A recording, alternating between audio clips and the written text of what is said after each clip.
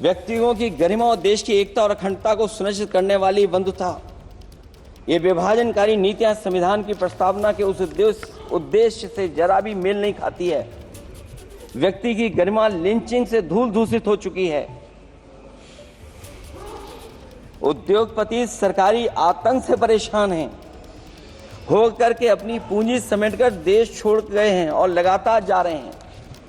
अध्यक्ष महोदय, आजादी के बाद उद्योगपति कभी इतने भारत छोड़ करके नहीं गए होंगे, देश छोड़ के नहीं गए होंगे जितने इनकी सरकार में चले गए हैं।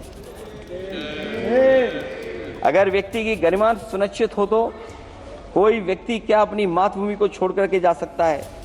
सरकार इस पर आत्मचिंतन करे। अगर आपसी मतभेद पैदा करके एक दूसरे के प्रति अविश्वास पैदा किया जाएगा तो क्या देश की एकता और अखंडता के लिए एक अशुभ संकेत नहीं होगा?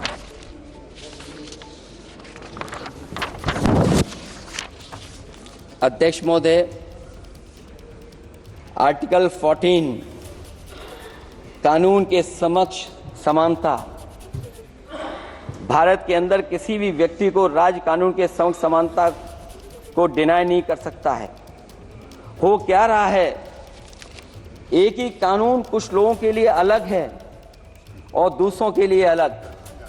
अगर सत्ता पक्ष का व्यक्ति गेरुआ गमछा पहनकर अधिकारियों को गाली दे दे तो जी हजूरी और दूसरा न्याय मांगने जाए तो उसे लाठी। क्या ये अनुच्छेद 14 का अनुपालन हो रहा है? अध्यक्ष महोदय, किसी भी व्यक्ति को उसके जीवन और दैहिक स्वतंत्रता से कानून सम्मत प्रक्रिया के बगैर वंचित नहीं किया जा सकता। ये सबसे महत्वपूर्ण मौलिक अधिकार है, लेकिन सबसे ज्यादा इसी का दुरुपयोग हो रहा है।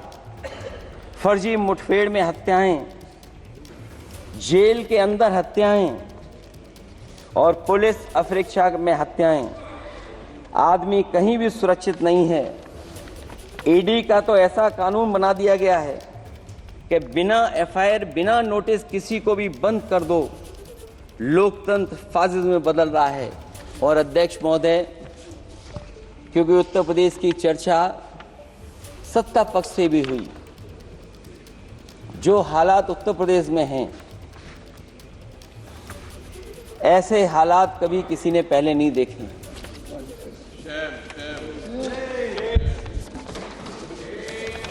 जहां पर कानून की समय समय पर धज्जियां उड़ रही हैं। और अध्यक्ष महोदय, केवल एक घटना नहीं मैं कहना चाहता हूं, ऐसी तमाम घटनाएं हैं जिनके बारे में मैं कह सकता हूं। आजादी के बाद अगर हम 75वें वर्ष में इस बात पर चर्चा करें संविधान पर, और आए दिन लोगों को न्याय मांगने के लिए आत्मदाह करना पड़े,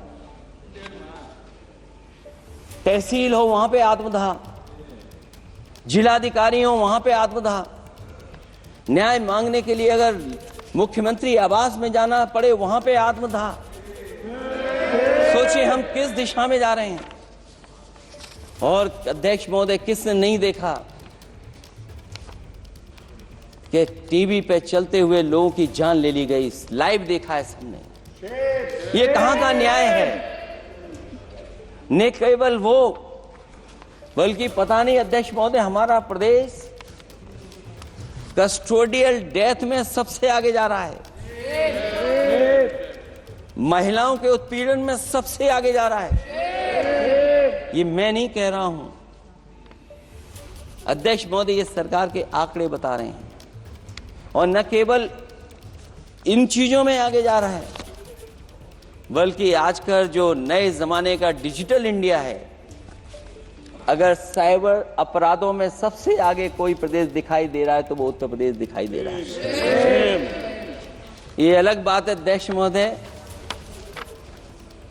कि कभी कभी जो डबल इंजन की सरकार चलने वाले जो दावा करते थे, पहले इंजन टकराते थे, अब तो डब्बे भी टकराने लगे हैं। Double engine single driver.